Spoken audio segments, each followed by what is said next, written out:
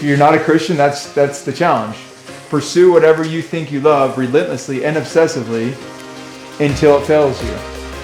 And then when it fails you, hopefully you turn to Jesus. Did you watch the Olympia at all? No. This weekend? It was pretty insane. Yeah. One of the guys that came in second place every year, they thought like he was gonna pass the guy that was coming in first. Do you know who Chris Bumstead is? No. He's won the past 5 for the classic, and the second place guy like finished like 4th. Oh. Yeah, it was insane. There was another guy who was like, no one knew who he was really. I mean, I'm sure people know who he is in the group, but like he got second. So no one expected him to. So no one expected him to get up there, which is crazy. But the level of like difference between the like first place guy and then like even like, because I think there's like, I want to say close to 40 guys, that are on stage, and they cycle them on, like they go like 6 on, then they go off, then 6 more on, and then they go off, and then they pick like guys from each group or whatever, and then at the end it's like the last 5 standing, Right. But it's crazy, like the difference between the like number 1 guy and number like 25 is like, it's just insanely small. It's like small, okay. Yeah, like so close. It's so competitive, That's a good sign. Yeah, it is. And I was thinking like, well, with bodybuilding it's easy because you can like see it. It's like a visual, like, okay, it's not no bones about it. Like you either look better or you don't. Kind of. It's a little subjective, but sure. Same with like, I guess running, like sprinting, races, whatever. But I was thinking with like sports, like the NBA, how many guys like barely don't make it, Right. But it's like, that's not even probably, maybe for some guys it is like a training intensity discrepancy. I feel like some of it's almost like luck per se, if you're that close, especially with bodybuilding, because it's like if you don't have the genetics for it, like you're I was gonna say genetics for sure. Yeah. So it's just crazy, like how many guys, like there's only one guy who gets to win, and everyone else is like, no one remembers, Sure. So how do you like be proud of what you're doing and like keep pressing on what you're doing, even if like you're not being seen necessarily? Because I feel like it's like a big desire of ours to be seen, and maybe this ties into last week's conversation a little bit, but I've just been thinking about this for a while, is like if you're not number 1 in a sport or whatever, and it's like everyone wants to be seen, but how do you like, I don't know, it's just hard because you want to be seen, but you're just not going to be seen by everybody, Sure. So are you asking how do you stay motivated, or how do you stay motivated? Is it even worth it to like do something if you're not going to be seen, The people that I really love to hear from, in interviews or whatever, is people are so grateful to just that they're playing. Yeah. They're like, no matter what the result, I'm just glad I'm out here. So they just love the sport. And so they could be playing at an amateur level, they could be playing a pickup game. Right. That, nobody sees other than the participants. Sure. And they love it all the same. So I think that would be the ideal, is you do the thing you love, regardless of the outcome or who notices. Yeah. And then you don't necessarily need to be seen. Right. And I think those are the greats. Like, I think guys like Jordan, Kobe, Brady, it's baseball season, so we'll throw up Babe Ruth. Yeah. Those guys would, like, they're competitive no matter when or where they're playing. So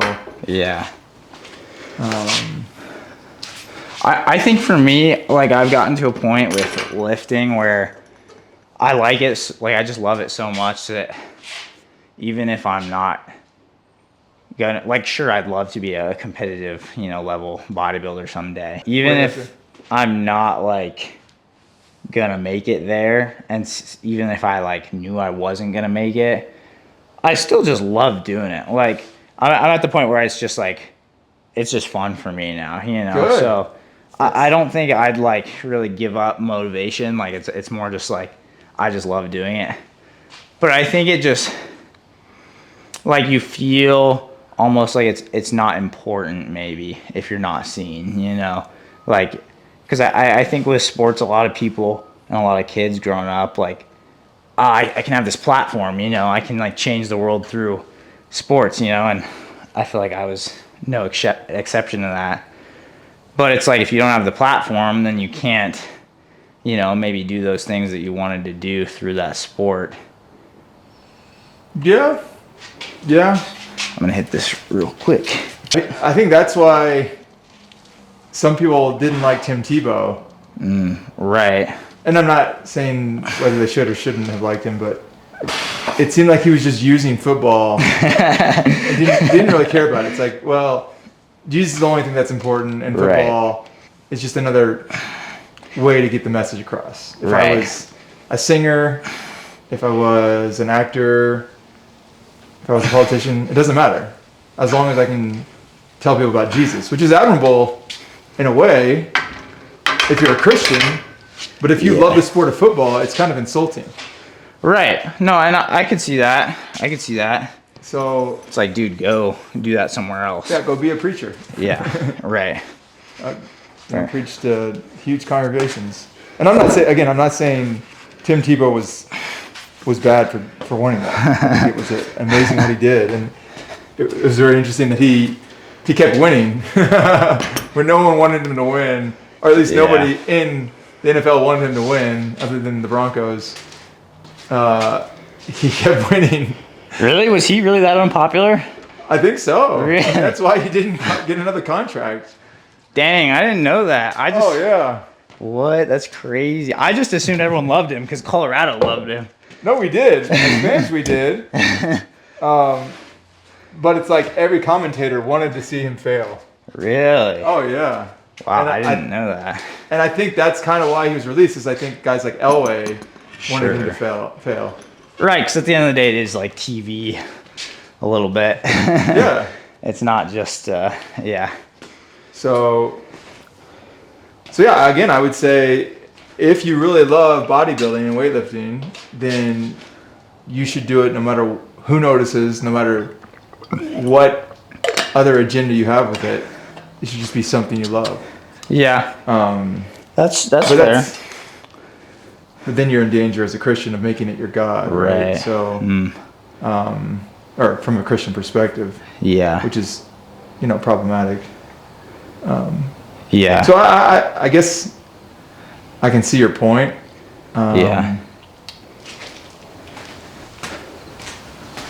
part of me wants to tend toward just love of the enterprise, regardless of the outcome. Sure.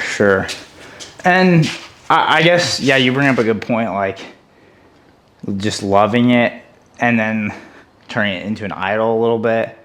And maybe sometimes I do that. Like, I almost use God as oh, I'm doing this for God, when in reality it's like, I just like doing that, which is, I don't think there's anything wrong with that unless you're actually idolizing it, you know.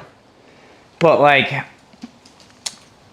I don't know. I think it's hard because like I want to have something that I put my full effort into, I want to have something that's like, this is like what I want to do and I love this and like I'm dedicated to this, And I was watching like the Olympia this weekend a little bit and I was like, man, I just like love this sport so much. Like it's so fun and I just want to be like a part of it as much as I can, whether that's like, and I was like, man, maybe I'm supposed to be like in the sport more, whether that's like, I don't know, working at a gym or coaching or who knows, just like competing more, whatever. But I think it is hard to like reconcile that with not idolizing it a little bit. It's like the Bible calls me to like to do everything to, the glory of God, but also to like, I forget what verse it is, but where it says like do everything like to the best of your ability, basically, Right. Like, and so if I'm really passionate about something and like I have this, desire to be good at it, do you think that like how as a Christian can I take that and like either is that like a danger of idolizing it, or do you think that's like an opportunity to use that as like a platform, or is there like a different option that I'm not looking at?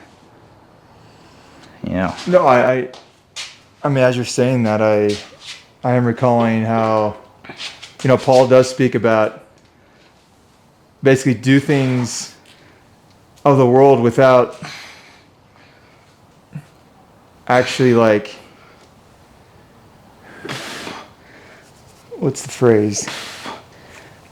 As if you're not, like in a detached spirit is kind of what his message is. Right. And I think that is the essence of it. Like, in order to not make something an idol, you have to recognize that it's not nearly as important as the ultimate things. Heaven, Jesus, salvation. So yeah, I think that's the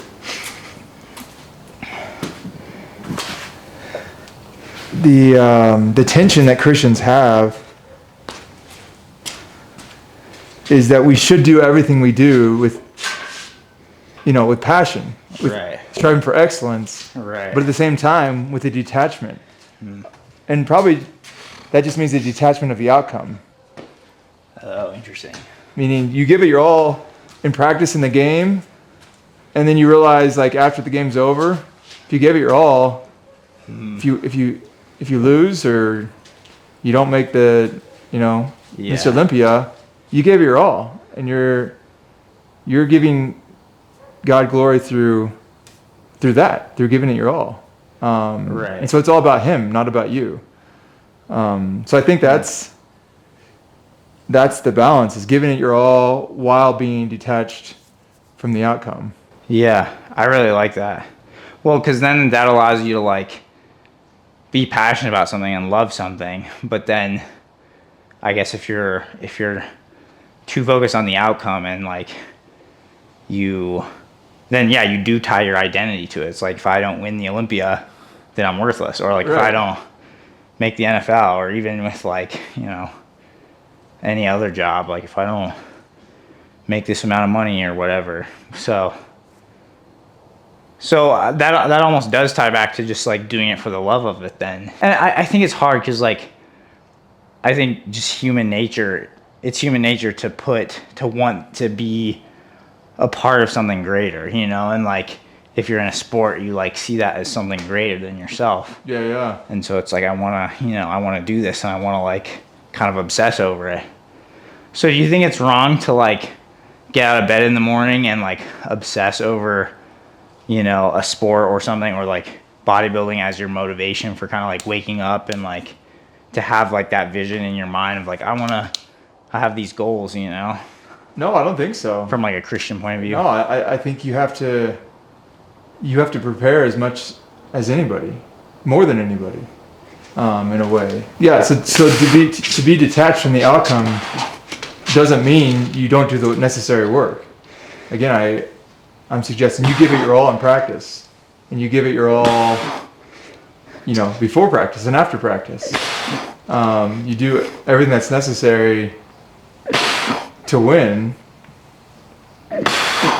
while being faithful to your responsibilities. So if by obsess you mean like neglecting your family, neglecting your friends, neglecting your prayer life, yeah, that's a problem. But I mean, there's a lot of time every day. If you're a professional athlete, for example, you have a lot of time to train. Right. Whereas if you're just a high school athlete, well, maybe training for 2 to 3 hours a day is all you should be doing because you're just in high school. Yeah. And so, yeah, if you're like overtraining because you're obsessed, well, you're probably going to injure yourself, number one, and so you won't be able to fulfill what you want. And number two, yeah, you're neglecting other things that are critical for your growth. So I think it's less about like, because usually for most people, obsession means like, this is the time I dedicate. I think the obsession is more like, that's all I think about. Right. So if you can like train hard when it's time to train, but then kind of forget about it and be present to whatever you're doing, whether it's, serving the poor, like I suggested last time, or at your job, or with your family, or with your friends, or in prayer. If you're fully like entering into whatever you're supposed to be doing in the moment, and yet you're training 2-3 hours a day, I don't think that's obsession necessarily. I think it's being balanced. Seems like that is kind of what I've been mainly thinking about, is like training or bodybuilding, just like in my free time, Yeah. And again, not so much when I'm like doing something else. Like if I'm, at work, I'm like focused on work. But if I'm just like chilling at home, I've been like watching less and less TV and just watching like more just like bodybuilding and like YouTube and like, in my free time. But it almost feels like as a Christian, like that's bad, or like, and maybe it is, I don't know, maybe that is like starting to idolize something. But I feel like that's kind of, the more I think about it, the harder I train and the more progress I make. So I'm like, it is kind of nice to think about it, because when I think about it, it's like, yeah, I actually do make more progress because I'm thinking about it all the time. Exactly. So I don't think you need to stress. I think you give your life over to Jesus every day, every morning. Maybe renew it before you go to bed. And then you do what it takes to get better. And I think God kind of works out the rest. I don't know if this is actually his quote, but Augustine says, love and do what you will.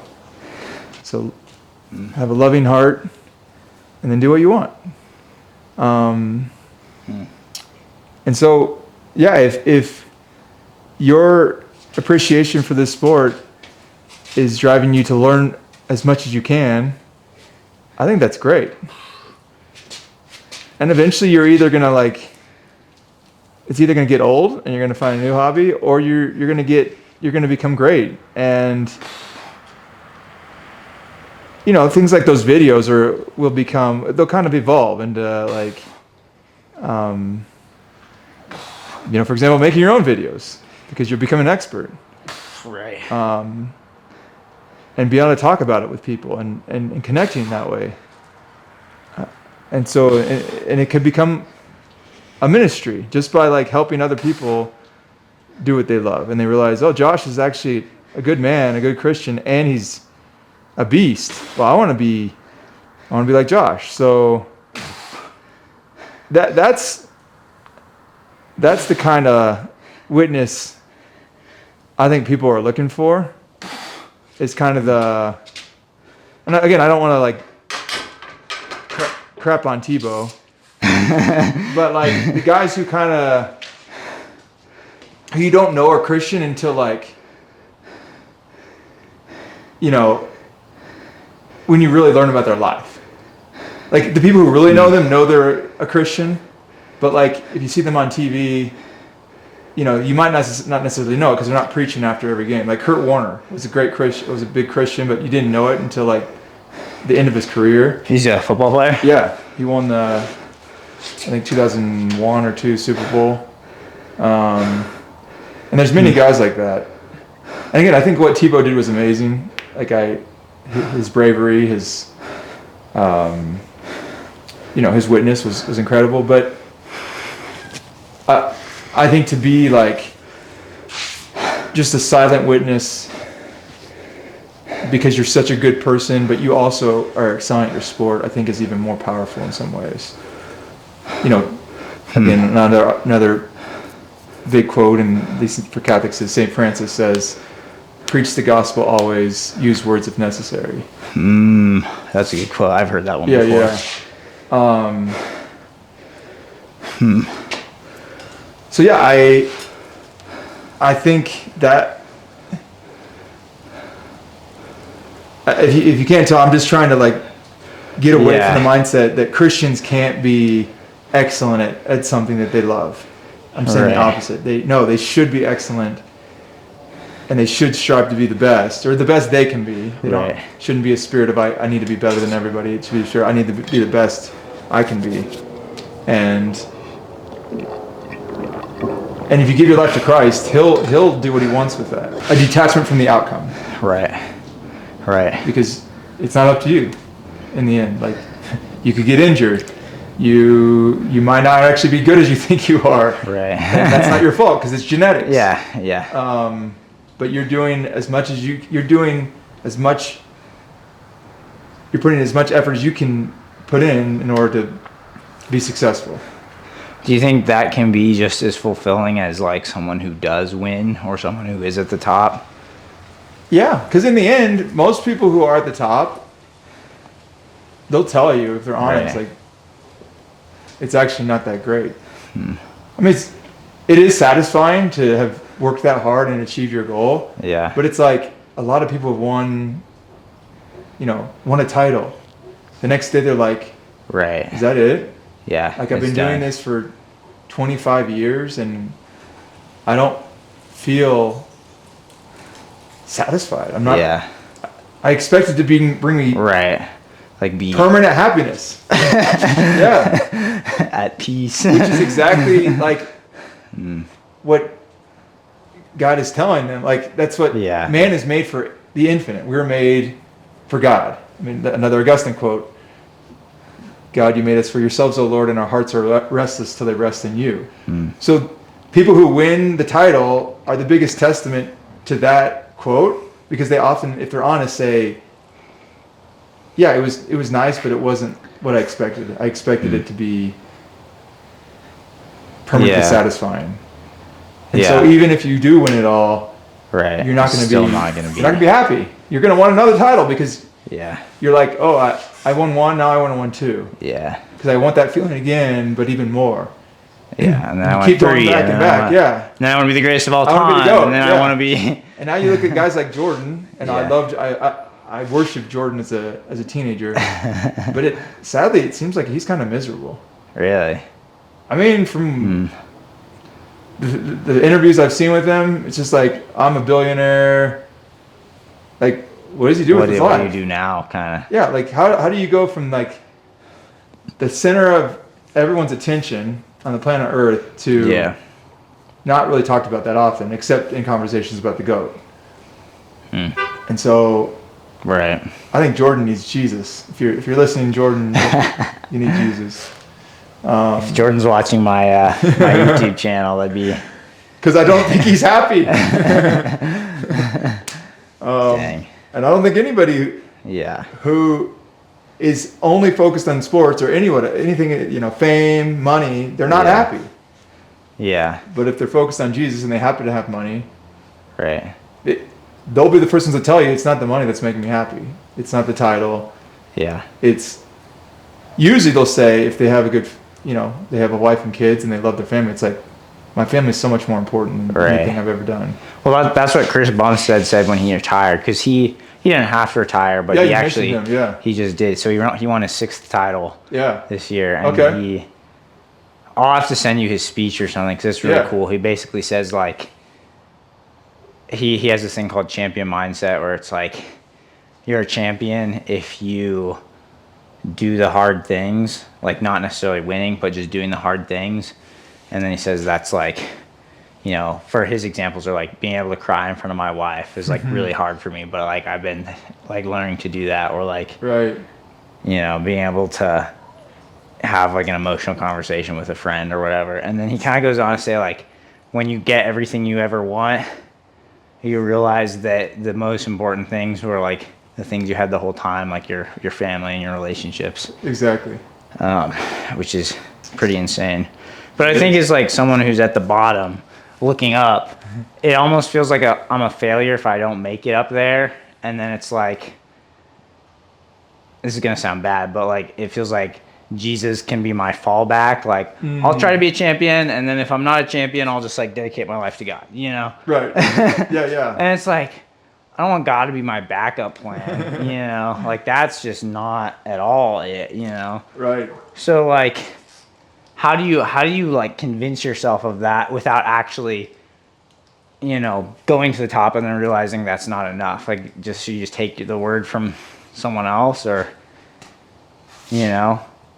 Because like, okay, that's great that you're saying that, but I still feel like I want to go to the top, you know? Well, strive for the top. I'm not. That's what because I can just think of people that I know and the type of people I'm thinking of who are like, oh, then I don't need to do anything. I'm just going to be loved by Jesus, and then I can be lazy. No. Right. Well, then that's the alternative is like that exactly. Yeah. And I'm saying no. You need to strive for excellence, and I think in a way, not necessarily. This isn't necessarily for everyone, but I think for guys, especially for guys, or at least certain guys, we need to have like tried to make ourselves happy before we realize that only God can make us happy. Like if you come to that conclusion that only God can make you happy without having tried other things, we're probably not going to be convinced of it. Like, so we almost need to like, so you have to like be on the cusp of idolizing something else.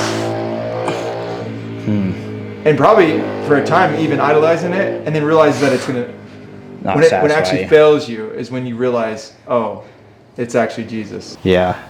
So why do you think though that that's even like something that we desire? Like, what's the God-given point of that, like masculine? Because it's like, wouldn't we ideally just like obsess over God every day, and that's all we obsess over? And but what does that look like?